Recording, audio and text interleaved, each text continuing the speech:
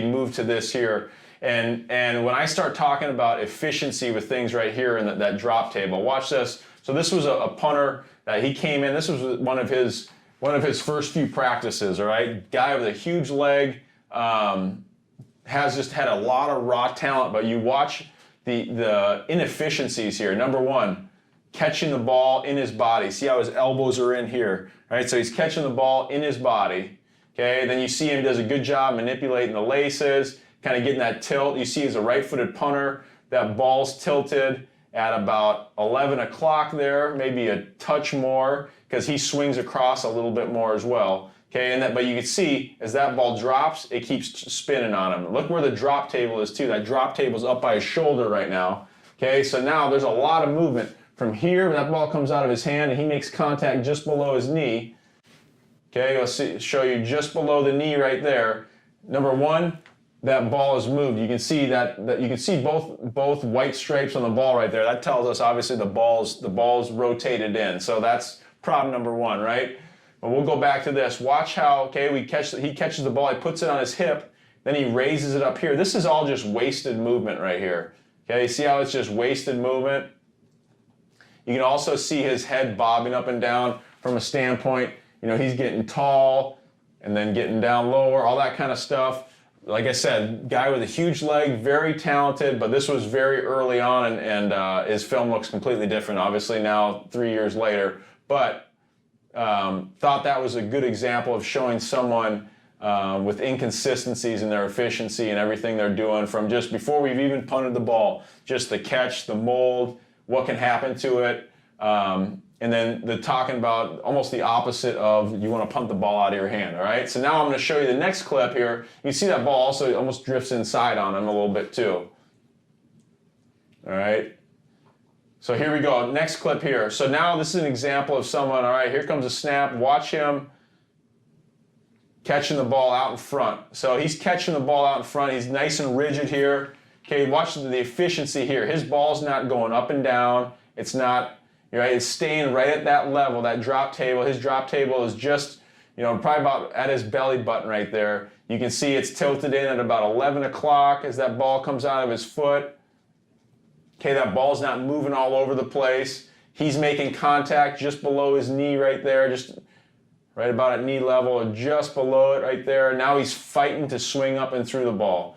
Okay, so, you know, and some of the other things that I'll talk about here, okay? So he catches the ball out front, gets to that drop table. Okay, what we want to think about right now is we want to think about having our shoulders over our toes. We want to be over the ball a little bit, you know, and as we do that, we want to think about driving down the field, right? And that doesn't mean we're like running down the field, but we don't want to be straight up and down. We want to be leaning over the ball, our shoulders over our toes. We're driving down the field and we're swinging up. That's the biggest thing, is understanding with our swing, we are not swinging out. We're not trying to make the ball go for distance by swinging out. We are thinking about swinging up and through the ball, because if you're on this call or on this video, you probably either are coaching the punters or you coach the punt unit, one of the two, so you understand the importance of hang time and what it does to our unit. But it's not just, the hang time is a byproduct of thinking about exploding up and through the ball. When you think about swinging up, you're utilizing your hips, you're utilizing all the power within your body to make the ball go as high and far as you can, all right? So it's understanding that ball has to go up before it goes out. It's no different, punting's no different than field goal kicking, than kickoffs. You know, I always use the analogy, you see a Olympic long jumper, those guys, they don't, as they run, they're coming here and they explode up, and then their momentum is what carries them out. No one runs and just jumps on a straight flat plane. It's the same thing with punting. Like, you are thinking about exploding up and through that ball, and that's what's making that ball jump out. And I remember this analogy. I remember had someone tell me when I was at a camp many years ago, there was a fence about 60 yards away, and he had every one of us, he said, I want to see if, you know, if someone can hit this over the fence, I'll give you whatever it was, right? And there was about 12 of us there, and you know, someone would hit a punt, and he'd say, "You go stand over there. You go stand there. You stand over there. You stand there. Whatever." And I remember he said, "Does anyone know what this group of 3 guys did and what that group of 9 guys did?" And the group of 3 guys, they swung the exact same, just like they're normal trying to execute a 45-yard great hang time punt, as opposed to the other 9 guys were swinging for the fences as hard as they could. They were trying to drive the ball, do all those different things, right? It's all about being under control, making good contact. That's what makes the ball go far, as opposed to absolutely trying to destroy the ball. And I think punting, it's not a max effort 100% stroke every single time. It's about finding that 95%, nice aggressive punting with conviction, a great swing. You're not aiming the ball, you're cutting it loose. But it's not 100% max effort every time, right? And it's being under control, all that kind of stuff. And again, you see, and I'll get into it more of the drill work that will work here. But punting is all about being linear and swinging on that line. The guys that aren't, if they're veering off that line, can they hit good punts? Absolutely. They'll find ways to hit some good punts, but consistently over time, if you walk a line and you can swing on that line, you're going to have more success. So I'm going to rip through a couple more clips here, just some examples. This was a guy that when I was at Tennessee was our punter there. And here he is punting with the Dolphins. This was a guy that really, I should say this too, he struggled.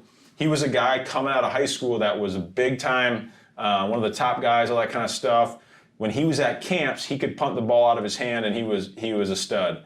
But as soon as he got in the team setting, he really struggled with his hands. He struggled with the catch, more importantly. And so now all of a sudden his get-off times, instead of being in that 2-0 area, he was like he'd hesitate to really make sure he would catch that ball. So then he was like always in that 2-2-5 or 2-2, and then we just can't operate at that level with those times. So then he would be rushing everything. When you're rushing everything, now all of a sudden your mechanics and your punting start to go down, right? And so that's where he struggled. And I remember I'd make him take 100 on the jugs, or I'd give him underhand snaps. We'd do 100 of them before every single practice.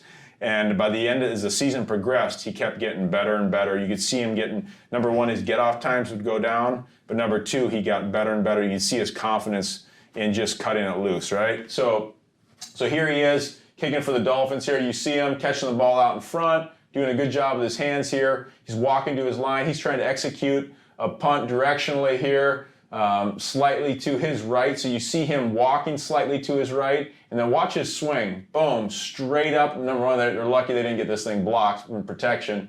But you see him swinging up and through the ball. That's an awesome swing right there. He's driving downfield. He's swinging up and through the ball. Great hang time. Obviously, a great punt right there. Okay, I wanted to show this one too because I was talking about the efficiency of your drop table. Everyone's a little bit different, right? More so, this guy's he's a taller punter, right? So, his going to be a little bit different. But what you notice about him is he drops the ball a little bit lower. And if you do this, you see, again, most guys make contact just below the knee. Okay, his drop table is about right at his hip here. And by the time he makes contact, real efficient, like very efficient. That ball does not move an inch, does not move a fraction. Like that ball is dead straight to where how he's dropping it doesn't drift in, doesn't drift out, the nose doesn't fall, everything is perfect right there. He stays down on the ball, swings up and through it. He's walking his angle to execute a directional punt to the right here. Great punt. Okay, let me get into some of this. So this is some of the drill work that we'll do here. And again, I believe with the drill work, it should be a progression. So, we talk about number one, first and foremost, the catch. So what I'll do is I'll put these guys on a pole like this, okay, where they can't let the ball get into their body. That pole's there, so they're going to have to catch the ball out in front. So again, I'm just asking him to be great with his eyes here, catch the ball out in front, just like this, having soft hands but being rigid with it, right? So now we're being nice and efficient. We're not wasting any fractions of a second when we get into our full operation.